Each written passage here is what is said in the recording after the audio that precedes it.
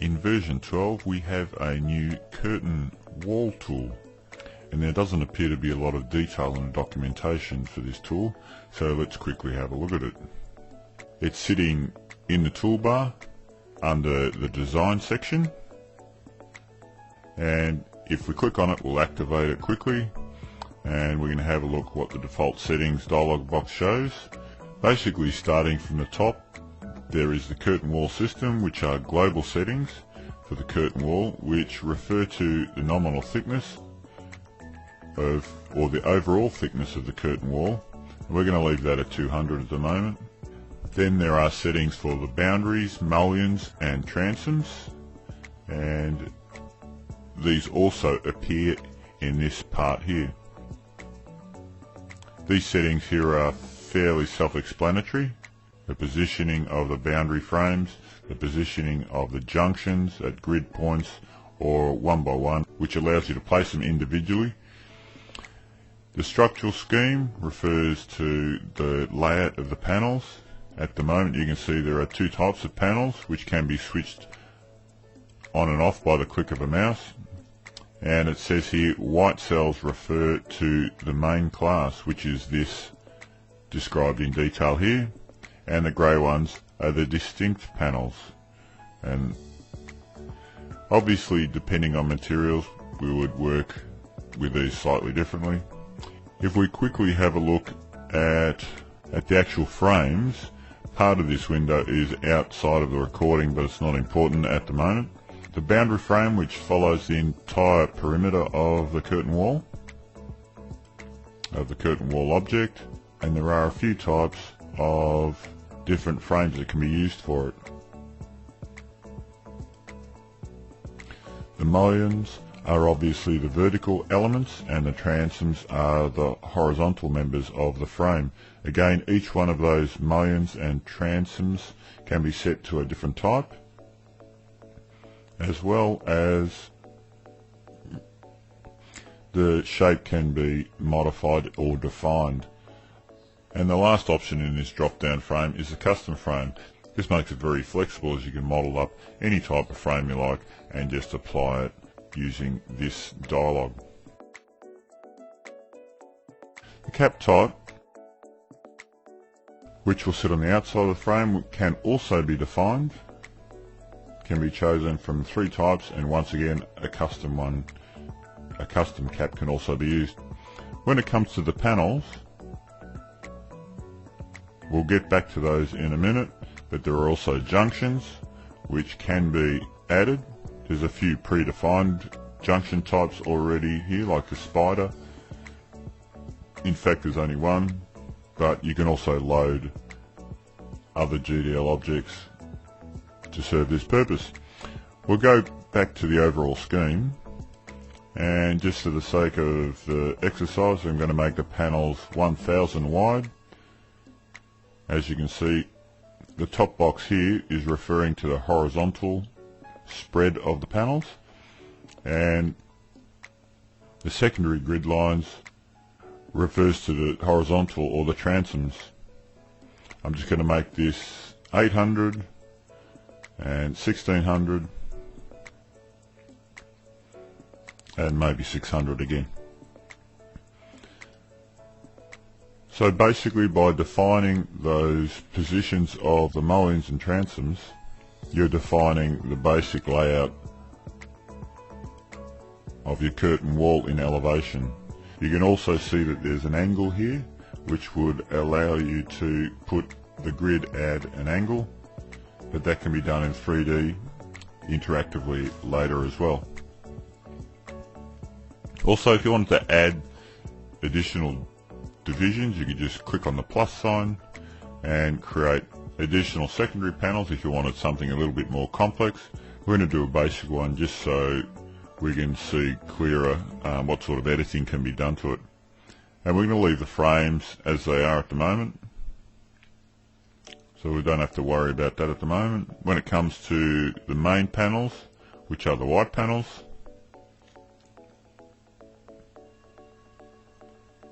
what we're going to do here is pick a different type of panel.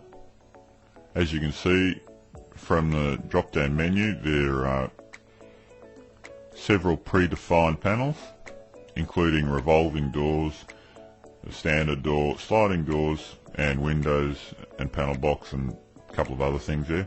You can also load other elements if you wanted to. You can load other custom GDL objects as panels if you wanted to. Now I want this panel to be simply glass, a simple generic glass panel. There are virtually no settings for that other than the panel thickness and the materials. So I'm happy with that at the moment. We may as well call this a glazed panel, so then later it'll be easy to find. As far as the distinct panel, we may as well leave this as stainless steel. In terms of the material, there are also settings for the 2D symbols with contour, pen and coating, and the fill type. I'm just going to pick maybe 50% there and some sort of colour just for the sake of it. What's important here is that you have to define the overall panel thickness plus the coating thickness. I might leave this as 100. Panel back angle refers to the angle at which the panel comes out of the frame and then splays to the inside. So 90 will make this little triangle disappear right here, so it'll appear fairly solid. So with those settings, remembering that we have a panel width of 1000 wide and 3000 high for a set of 3 segments here, I'm just going to click OK for now, and I'm going to use this placement method using a single line input method. So I'm just going to draw the length of this wall. As our panels are 1 meter long, I'm just going to draw maybe 6.5 meters long. Once you've defined the length of the curtain wall, you get this little sun icon, and this sun icon is similar to the eye icon which appears in doors or windows. It's basically asking you where is the outside of the building, so I'm going to click to the outside there. Then the place curtain wall dialog box pops up, and that's going to ask us for a few settings. The first one is probably the most common. This allows us to set the bottom and the top of the curtain wall. The other one would allow you to specify the top and the length going down from the dimension, and the last one starts at the bottom and dimensions up. So at the moment it's calling this 3100, but because curtain walls can actually go through several stories, I'm going to make this 10 meters. Remembering that our curtain wall basic panel set was 3 meters high. I'm going to make this 10 meters, remembering that our curtain wall, our basic panel set was 3 meters high on purpose, so I'm going to make them both in length and height, or greater than the module. Then there is the angle at which the curtain wall goes up, and I'm just going to leave that as 90 and click on place. And after a little bit of calculation, the wall pops up. And as you can see, as I've started drawing this curtain wall on the left hand side, the 1 meter units have been drawn, and then the left half a meter which was left is just added with a 500mm module, and the boundary frame is on the right hand side. Now we're just going to go to the 3D view and just have a look at what we've done here. Here's our curtain wall, and as you can see, our distinct panels are grey, which were the stainless steel panels, and our generic panels or glass panels are showing up transparent. Most of the editing of curtain walls is done in 3D. This way we get constant visual feedback. So to do that, we basically have to choose the arrow tool or the general selection tool and select the curtain object. Once it's selected, we can see a little edit dialog box in the middle of the object. Now if I was in the floor plan or a section or an elevation view, even though it's kind of 2D, as soon as I select the curtain wall object, once again the edit in 3D little dialog box pops up in the middle of our object. So we just click on that and it sends us back to the 3D window. Once in the 3D window, you've got an additional little pet palette that we can edit or assist us to edit this curtain wall. In this window we can still zoom and pan around in this 3D view.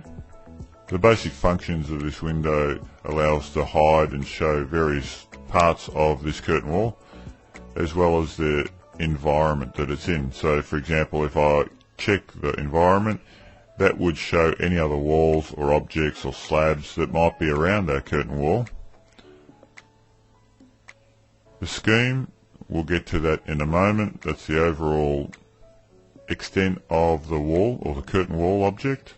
Frames can be shown or hidden. Same with panels, they can be shown or hidden. Junctions, which we don't have any at the moment, and accessories, and we don't have any accessories connected to this wall either.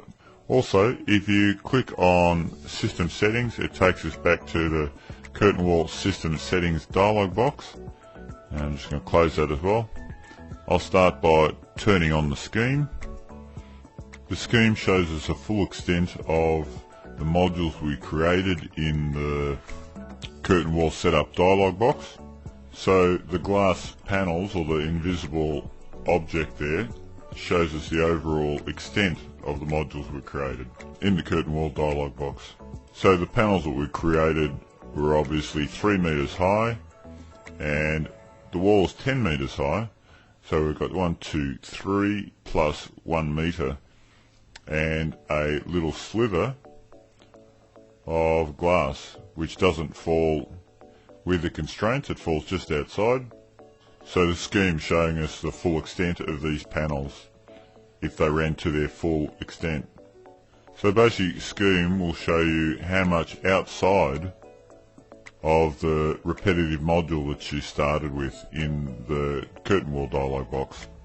So what I could do here is actually select it, and by left mouse clicking on the edge of the object we can edit it. A little pet palette comes out and we can edit it like much in the same way as we would any other element or slab or roof in ArchiCAD.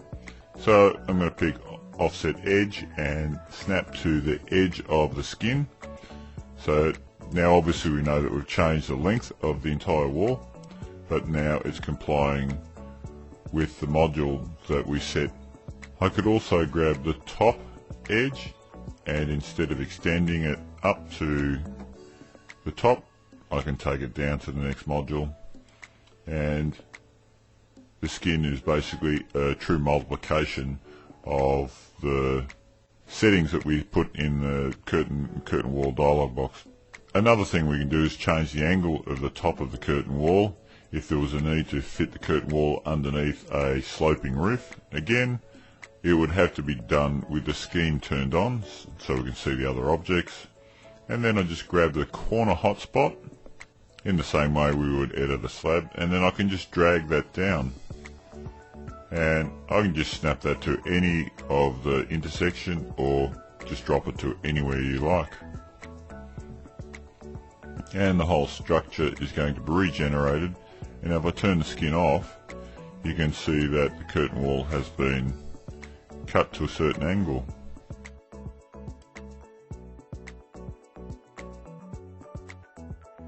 Just going to undo that, and we're going to keep working with this.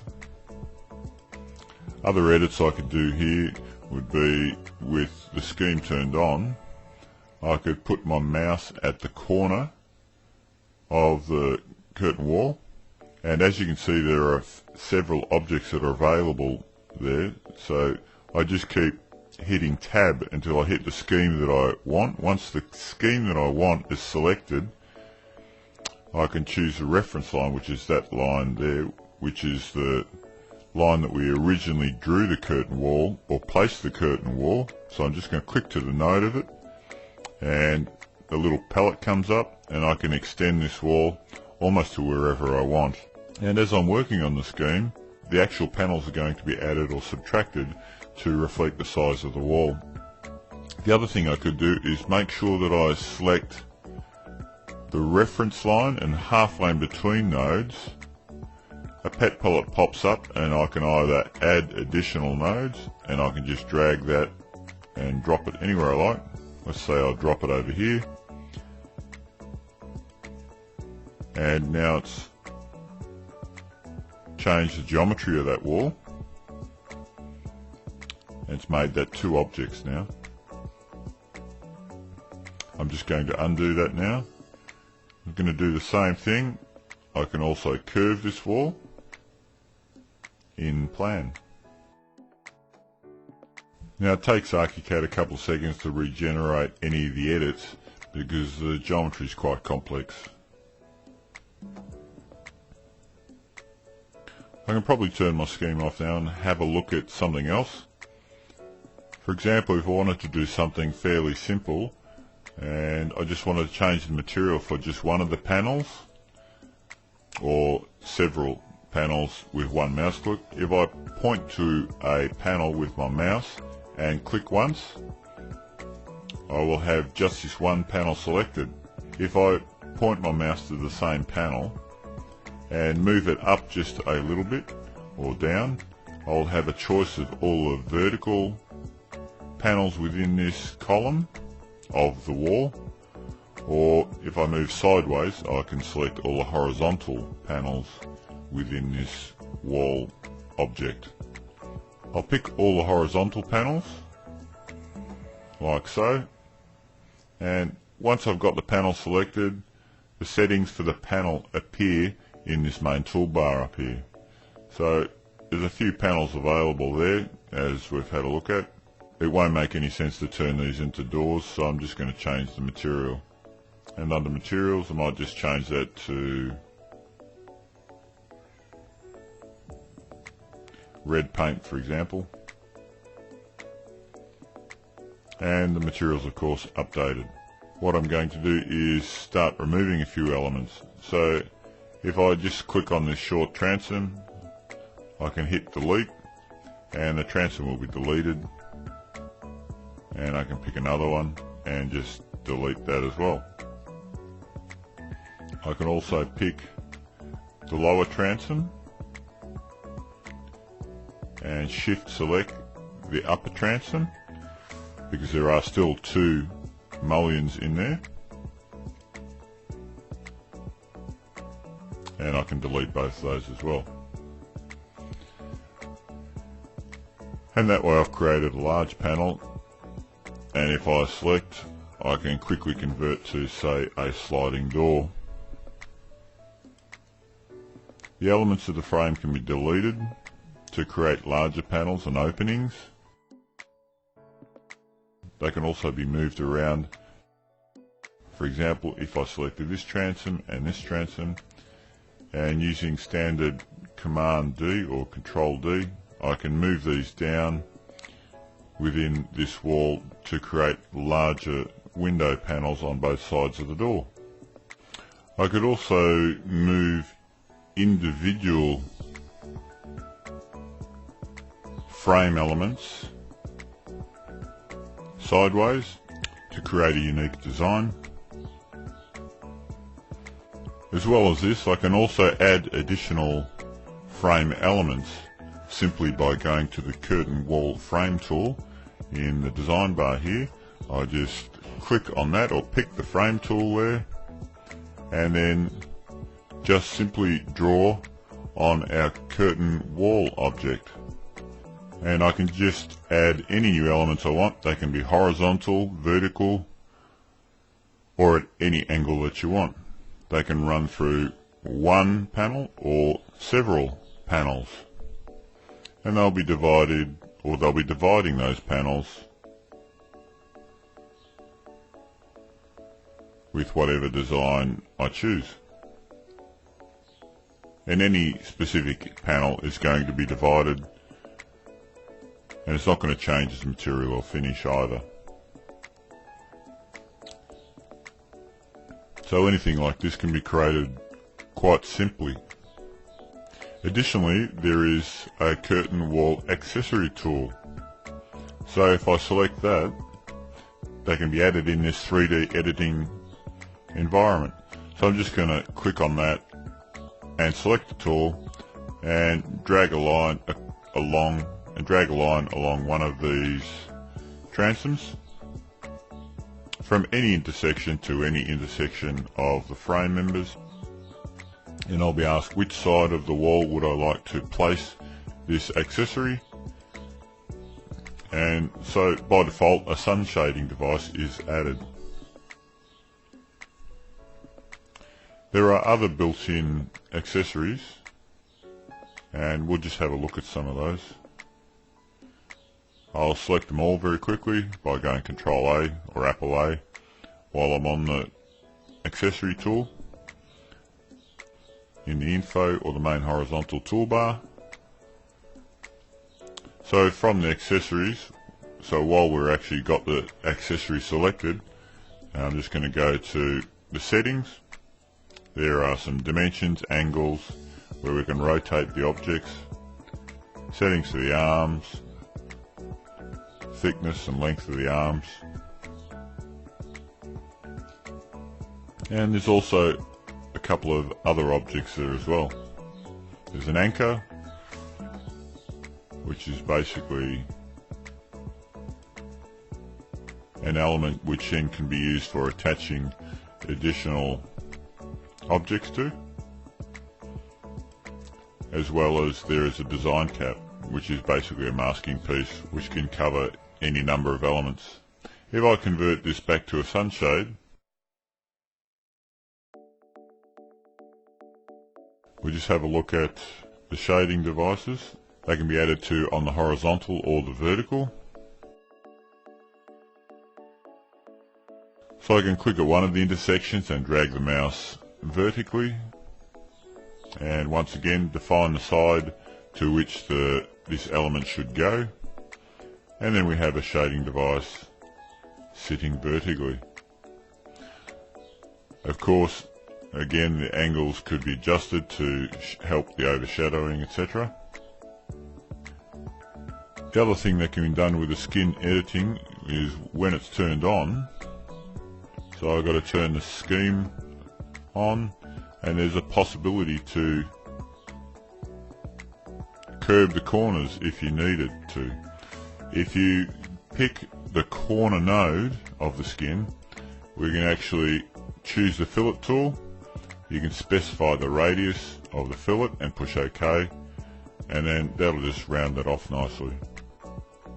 So that'll be cut to an arc now in the elevation. And if we turn the skin off, so now we'll have the ability to put a curved roof over this if we need it. Once you're happy with the edit, you can just simply click OK in this little box here, and it closes the box and redraws the object and brings it back into the standard 3D window. Other things that can be done with a curtain wall is we can do things like with a new tool that's available only for the curtain wall. You'll see this free rotate tool, which would allow us to rotate the wall in any plane at all.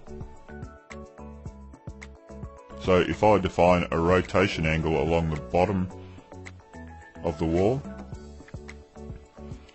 by using 2 clicks, and the third click pick the reference point from which I want to start rotating from, I can actually rotate this forward or backwards to set the angle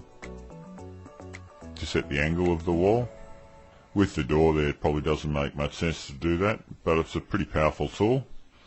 And if I wanted to rotate this in plan view, I would have to pick the same tool, specify the axis or the rotation of the vertical line, and then pick a point from which I wanted to rotate it from, and then we can rotate it on the plan like that. In actual fact, I could even rotate this on the diagonal if I wanted to.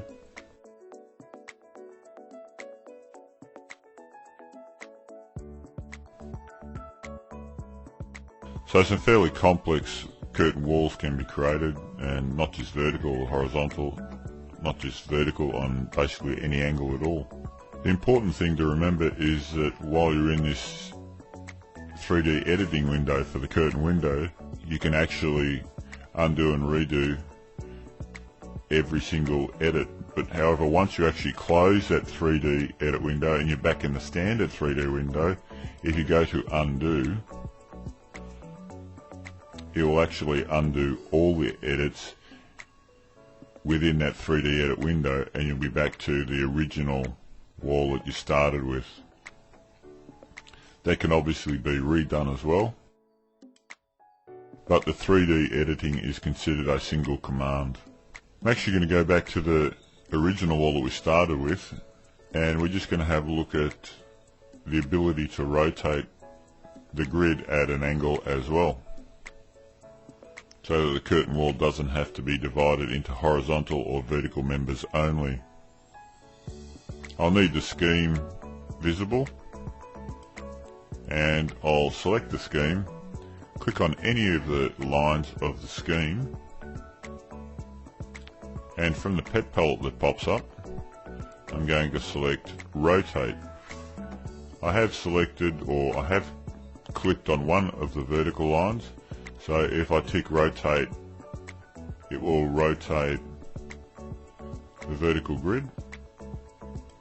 I can specify the point of rotation, the initial direction, so from starting from here, the vertical, and I'm going to go this way by minus 20 degrees, and after a little bit of computing, the computer is now redrawn with the horizontal or the vertical members now rotated by 20 degrees. I'll undo this and pick it again and turn the scheme back on. Now I'll pick a horizontal line to start with, and I'm going to use the same thing. I'm going to say rotate from this point, and then I'm going to rotate the grid by some sort of an angle. Once again, it'll keep the vertical members or segments vertical, but it's rotated the horizontals. Undo this, and the last thing I'm going to do for now is going to rotate the entire grid. So I'm going to pick any line and pick the last icon here, which is rotate the entire grid, and once again I'll be able to define the starting point of the rotation and the end point of the rotation and spin everything around. And you'll see, as with the previous rotations as well, the boundaries stay horizontal and vertical, but the actual grid inside the curtain wall object is rotated as we requested. Just a couple of additional things. Just like any other object in ArchiCAD, the curtain wall can actually be applied by using the magic wand tool, which is just the space bar and clicking on it.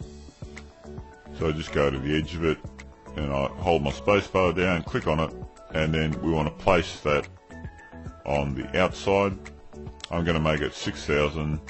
You'll see that because it's not a single length of the curtain wall, that it zigzags, it's not going to allow us to change the angle. So I'm going to push place, and if I jump to the 3D view, and this is what it looks like. Now the thing that I wanted to show here was that once again, if I click on it and jump to the 3D edit, I'm going to enable the scheme, and I'm going to select the skin for this segment here. And so we can zoom in and pick up this hot spot there at the end of the reference line. It's on the inside of this wall. Again, go to the fillet command and say OK, and we're going to fillet this by 3000, and it will actually create a filleted corner of this curtain wall. Rounded curtain walls have exactly the same editing options as the straight segments. I can still edit individual pieces of the wall. I could be deleting, moving, joining, do whatever I need to do.